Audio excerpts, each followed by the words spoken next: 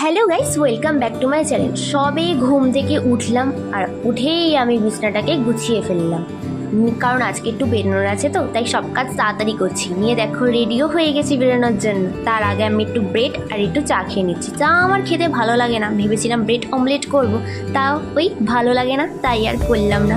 এখন আমি ভাবছি বেরোবো কি বেরোবো না। চলো ছাদে গিয়ে দেখা যায় কেমন কি রোদ। ও বাবা, ছাদে আসতে না আসতেই দেখো ফোনটা আমার পড়েই যাচ্ছিল আর একটু হলে।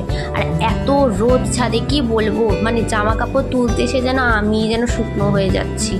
তাও রোজ দিনের কাজ যেটা সেটা তো করতেই হবে আমাকে, আর এই ছোটো ছোটো কাজগুলো করতে না আমার বেশ ভালোই লাগে।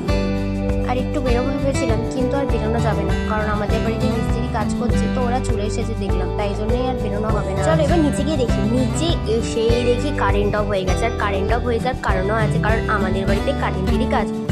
চলো আমি কিছু বরফ বার করে এনেছি, সেগুলোই মুখে মাখি। আর বরফ না আমাদের স্কিনের জন্য খুবই ভালো, স্কিনকে গ্লো করে আর স্কিনের মধ্যে ওপেন কোষগুলোকে বন্ধ করতে সাহায্য করে। দেখো এই ভিডিওর মধ্যেও আমি স্কিন কেয়ার বলেই দিলাম। উফ, এই গরমের মধ্যে অন্তত মুখটা তো আমার ঠান্ডা ঠান্ডা হলো একটু।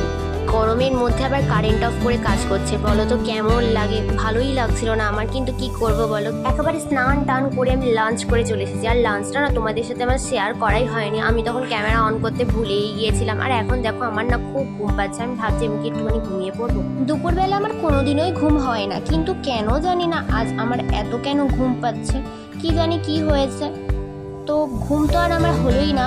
অবশেষে বিকালবেলা দেখো তালশাঁস আর আম নিয়ে খেতে বসে গেছি। তালশাঁস আমার খেতে ভালো লাগলো, ছাড়াতে একটুও ভালো লাগে না। তো আমি ছাদে চলে এসেছি।